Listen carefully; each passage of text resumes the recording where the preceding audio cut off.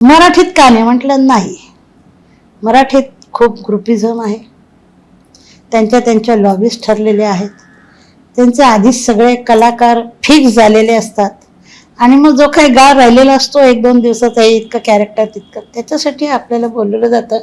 पण आपण मोठ्या पडद्यावर दिसणार आहे या समाधानाने. आणि काम तुमच्याकडे काम चालून आले किंवा तुम्हाला कोणी विचारलंय त्या कामाकरता, म्हणजे आपल्याला देवाने आपल्यासाठी एवढंच लिहून ठेवलं ते करावं.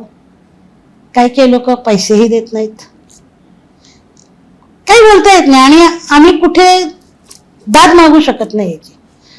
पण प्रेक्षकांचा जो काय आमच्याबद्दल समज असतो ना, आम्ही खूप श्रीमंत, आम्ही खूप मोठे, आम्ही आहे दिल दर्या, खूप श्रीमंत आहोत. आर्थिक दृष्ट्या तुम्हाला काही दिसणार नाही, बँक बॅलन्स आमचे नल्ला असतील, एकदम डोक्यावरती काही कर्जाचे ओझे असतील, पण हे आम्ही कोणाला सांगू शकत नाहीये.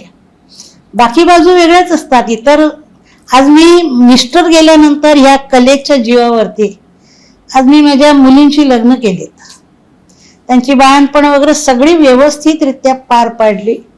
फक्त त्यामुळे कधी कधी म्हणतो तू गाडी नाही घेतली, तू घर नाही घेतलं, तू अजून भाड्याच्याच घरात राहते. म्हटलं ह्या ज्या जबाबदाऱ्या आहेत ह्या कोणी पार पाडायच्या. घर आहे भाड्याचं काही नाही, पण माझ्या डोक्यावर छप्पर आहे.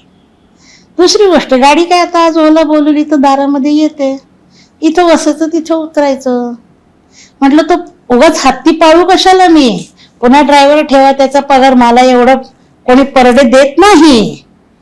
ते परडे जरी मिळाले तर आपण मी माझ्या कितपत मी काम करणारी मला माहिती नाहीये, पण मला थोडीशी माझी उत्तरार्धाची तो सोय करून ठेवली पाहिजे. म्हटलं माझं पहिल्यापासून फंड आहे, मी कोणावरती डिपेंड नाही. मी कधी कोणाकडे नसलं तर मी मागणार नाही, मी घरात बसेल, कारण माझ्याकडे कला भरपूर आहे. मी शिवणकाम करीन, मी पुष्कळ उद्योग केलेले, मी खानावळही चालवीन, कारण मी डब्बे मी असं सगळं करत आलेले. त्यामुळे कष्टाला पर्याय नाहीये, कष्टाला मरण नाहीये, आणि आपण कष्ट केलं तर आपण उपाशी राहत नाहीये. त्यामुळे कष्ट करणं भाग आहे, करत राहा.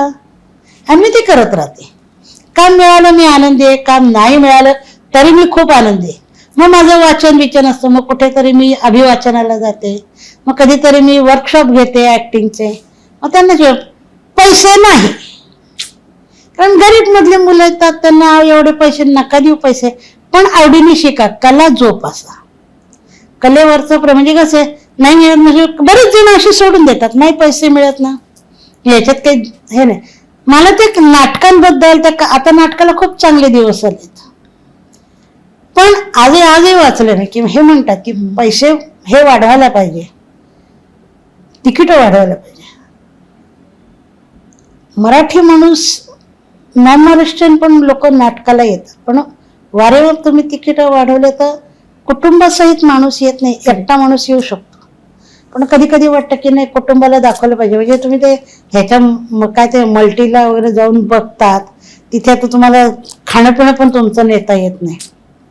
मग थिएटरला का तुम्हाला असं आहे, पण तुम्ही एक मायनर ठेवा की कुटुंब बघू शकेल.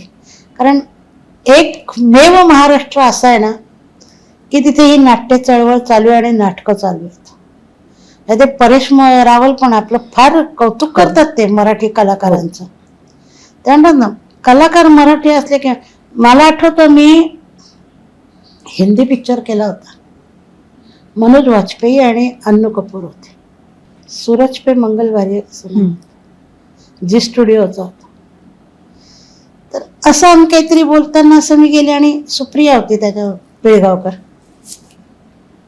अन्नूजींनी असं पटकन ओळखलं,